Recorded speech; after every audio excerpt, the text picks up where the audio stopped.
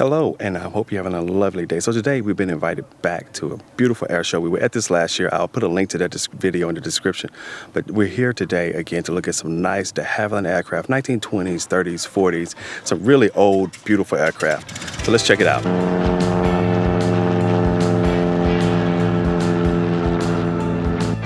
So yeah, this is a really great show. We're so glad to be able to make it back out for a second year. You see a display here where the pilots have to line up their landing and come in between two cones. All right, this pilot's coming in here, and he has to land between the white and the red. There he goes. He managed to pull it off.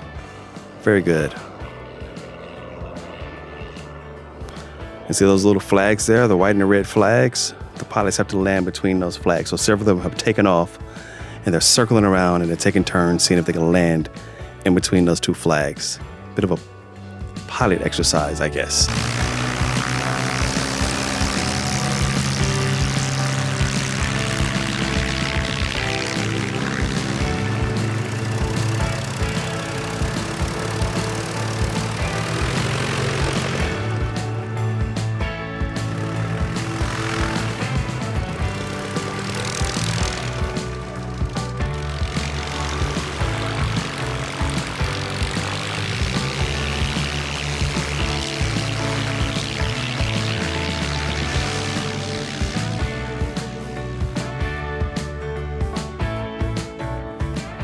So this year we're back. We're looking at some de Havilland 1920s, 30s, 40s, maybe even up to the 50s, bi-wing planes. This was a great opportunity last year. I think it's another great opportunity this year to get an invite back to take a look at these nice historical bi-wing aircraft.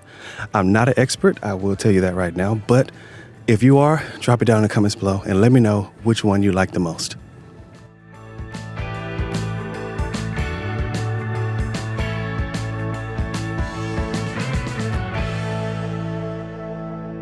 So this is a nice Tiger Moth here, blue and white. This one was not at the show last year, but this one is really a great addition. It's really beautiful. Yeah, I love that color, actually.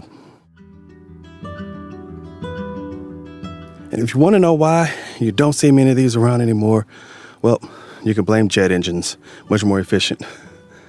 That kind of put the bi-wing aircraft out of business for the most part. And there are a few companies that still make them around the world, but for the most part, if you want to see one of these, you have to come to one of these historical shows. You have to have access to them. Not many people still have these around.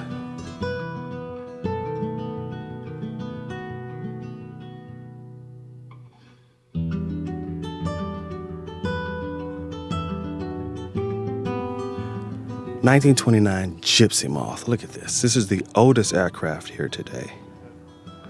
Beautiful Gypsy Moth. Green. And we're moving on around here. Hornet Moth. This is really nice. This is what I would like to fly. If I was flying in something, I want something with a roof on it. Keep me out of the elements a little bit. Got some nice little car seats in there too. A little more space.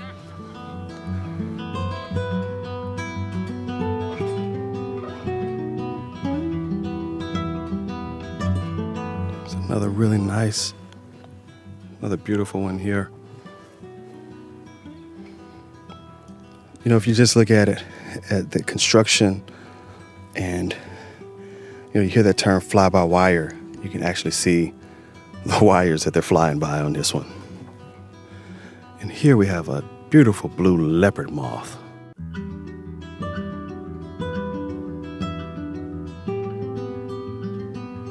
Take a look inside this cockpit here.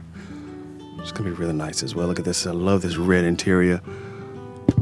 You know, you get a seat there for the pilot. There's actually a little room there for maybe a couple people in the back.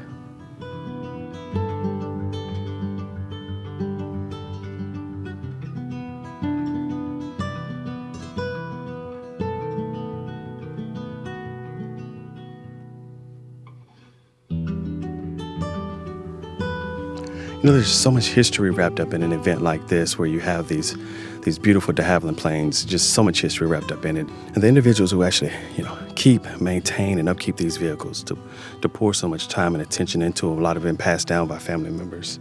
A lot of them have been purchased and rebuilt over years. Just a lot of energy and love that goes into maintaining something like this. So you follow along with our channel, you know that we like to point out different things about culture and just different aspects that we can find related to history and cultures and things of that sort. This is something that is really nice because these people who are working on these aircraft are pouring so much time and energy to keeping them developed, to keeping them operational. You can see their love and their passion for what they do, and it's just really beautiful to take part in. So we're so glad to have the opportunity to come out here and participate in this one again, just like we did last year. This is interesting. Yeah, I don't understand that. Excuse me. Hi there. Hi there. Quick question for you. Yeah. Why is that tiny little propeller there? What does that one do? Oh, that one. That's a generator.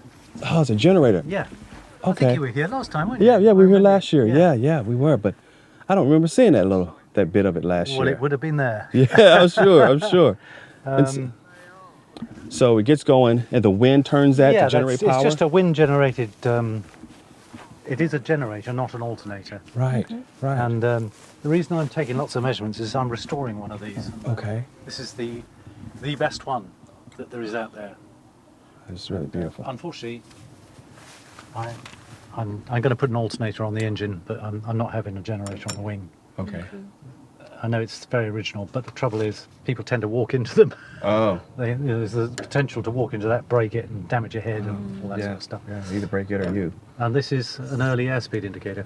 Yeah, Okay. wow. Yeah, because as you're going, Yeah. the air's going to push against just a that spring. and it'll give you your mileage. Yeah, it's called a windy. A windy. A windy airspeed indicator. Okay. Yeah. That's nice. Okay, I was just wondering. I was like, why would they have this little propeller? Okay. Yeah. It's just What is it generating power for? electrics for the radio. It has a transponder. Does it have nav lights? No, but it's got various other little bits and pieces. It's got a couple of lights, flashing lights, top and bottom. Okay. Anti-collision lights.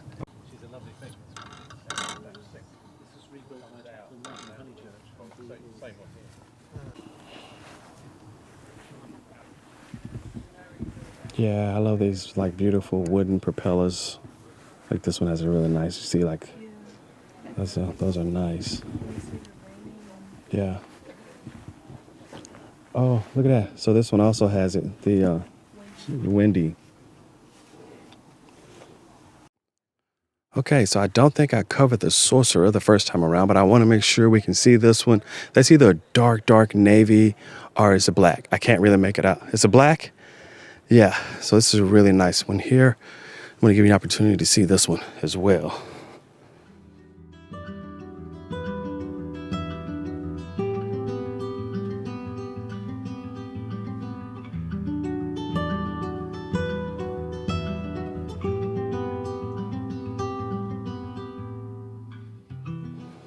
I can imagine the thrill of flying one of these would be really wonderful. You know, now that I've seen it, I see the windies on all of them. It's on the other side. Paintings and serve porcelain. It just you know, when the average guy in England, if he could afford it, probably pick paintings.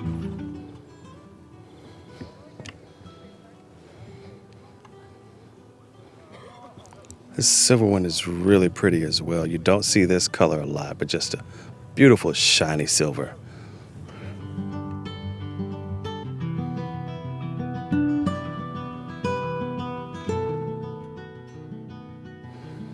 The way you start these is pretty interesting as well. You just grab the propeller and turn it.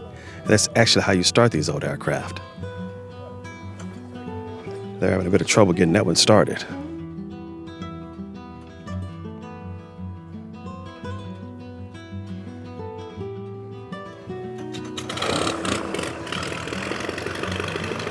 I guess after you turn it, you really better jump back.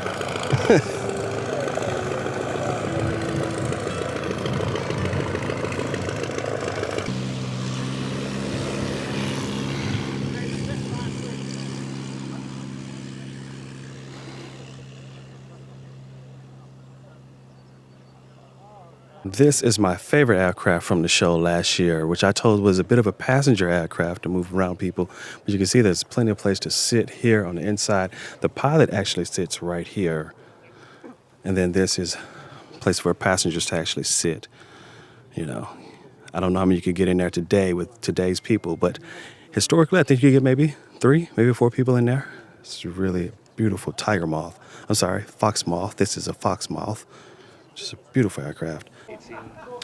So I really like this gray and green. I like it more so because it seats about 4 people comfortably.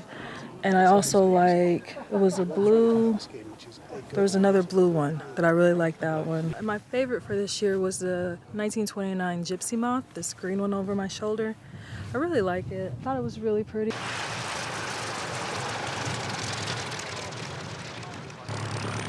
Okay, so here comes another aircraft that is going to participate in again, the objective is to bring your plane down in between those white and red flags. Let's see how this pilot does.